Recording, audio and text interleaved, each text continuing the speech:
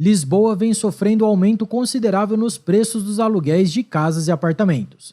O que será que está por trás desse fenômeno? Este é o Visão Libertária, sua fonte de informações descentralizadas e distribuídas. Esse artigo foi escrito por Quintessência, revisado por historiador libertário e narrado por Coreia com K. A capital de Portugal tem vivido uma grave crise imobiliária nos últimos anos, que tem se refletido no preço dos aluguéis na cidade. Atualmente, o preço médio do aluguel em Lisboa é de mais de $2.000. A título de comparação, o salário médio na cidade é de $800. Na prática, isso implica dizer que é quase impossível para os cidadãos de Lisboa alugar uma casa ou um apartamento na cidade. Aqueles que se aventuraram a custear um aluguel na região precisam fazer verdadeiros sacrifícios. Não são raros os casos de pessoas que, por exemplo, precisam trabalhar em 2 empregos, em alguns casos por até 16 horas em um dia, para conseguir custear o aluguel. Idosos precisam escolher entre pagar seus remédios ou evitar o despejo, enquanto que até mesmo casais divorciados continuam morando debaixo do mesmo teto, por simplesmente não terem condições de pagar o aluguel sozinhos. E não, isso não foi uma piada de português. Lisboa já é a segunda cidade com os aluguéis mais caros na Europa, ficando atrás apenas de Paris.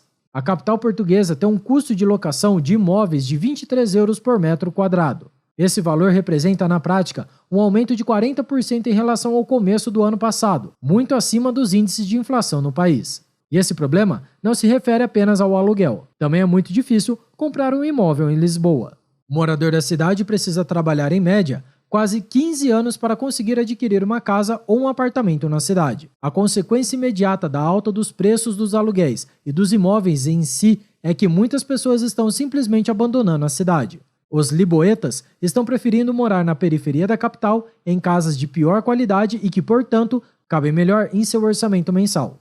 O problema é que esse fluxo de pessoas para as regiões periféricas aumenta a demanda pelos imóveis nessas regiões, fazendo com que seu preço também suba. Atualmente, casas de péssima qualidade já estão alugadas a preços que estão no limite da capacidade de pagamento do português médio. Essa situação, naturalmente, não é uma exclusividade de Lisboa. Muitas outras cidades europeias também estão passando por problemas semelhantes, como Barcelona, Madrid e Milão. De forma geral, os aluguéis na Europa aumentaram em média 50% desde 2010, quase o dobro da taxa de inflação acumulada na região no mesmo período. Esse fenômeno, inclusive, está fazendo com que muitos brasileiros que tentaram a vida em Portugal voltem para o Brasil por conta do alto custo de vida no país. Mas afinal de contas, o que levou a essa situação? O que fez com que Lisboa tivesse um problema imobiliário mais grave que outras cidades da Europa? O que diferencia a capital de Portugal de outras metrópoles europeias pode ser ligado a uma série de medidas desastradas por parte do governo do país. Contudo, a mais trágica dessas medidas, certamente, foi o lançamento do Golden Visa. O governo português estabeleceu um programa que visava atrair investimento para o país por meio do fornecimento facilitado de vistos de entrada. O tal visto Gold exige pouca coisa para que o estrangeiro consiga obtê-lo. As exigências passam, tipicamente, por algum tipo de investimento que pode ser financeiro ou imobiliário. E é aí que está a chave para entender o problema. É óbvio que esse visto de ouro se tornou muito desejado. Afinal de contas, ele concede ao seu portador a possibilidade de transitar por outros países na União Europeia. Portugal se tornou, assim, porta de entrada para inúmeros estrangeiros que, na verdade, tinham por destino outros países. Um sujeito que queira o Golden Visa de Portugal pode, por exemplo, comprar um imóvel em Portugal ou apenas reformá-lo. Nem preciso dizer, portanto, que isso aumentou consideravelmente a demanda por imóveis no país, pelo simples interesse de conseguir um visto para a União Europeia. Em muitos casos, esses imóveis adquiridos por estrangeiros não são nem ocupados, nem colocados para aluguel.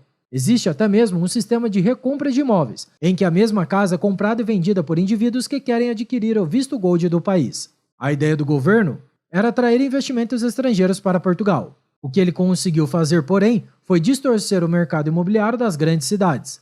Hoje, existem mais imóveis disponibilizados para venda do que para locação, algo que apenas aprofunda o problema. Porém, por incrível que pareça, o povo português está clamando ao seu governo que interfira ainda mais nesse mercado, para resolver um problema que foi causado pelo próprio governo. Muitos moradores de Lisboa pedem ao governo do país que intervenha na questão imobiliária, a fim de garantir aluguéis mais confortáveis para os cidadãos. E o que é que o povo não pede chorando que o governo não faz rindo? Ainda mais com o dinheiro dos outros. Já estão previstas, portanto, uma série de intervenções estatais no mercado imobiliário do país, a fim de garantir moradia justa para todos, ou qualquer outra baboseira do tipo. O governo português já iniciou este ano um programa de subsídio para aluguel de pessoas pobres. É fornecida uma ajuda que pode chegar a €200 mensais para famílias de baixa renda destinada a custeio do aluguel. Essa medida, de acordo com o próprio governo, é temporária, vai vigorar por apenas 5 anos. É certo, contudo, que como nos ensina Milton Friedman, não existe nada mais permanente que um programa temporário de governo. Os burocratas portugueses também vão parar de emitir novos vistos gold, para evitar que a situação piore ainda mais. Sim, ao que tudo indica, eles reconhecem o próprio erro nesse caso. E, o que é mais problemático, o governo português vai limitar o aumento do aluguel em 2% ao ano. Essa ideia é muito tentadora, não obstante o fato de ela fracassar miseravelmente onde quer que ela seja tentada.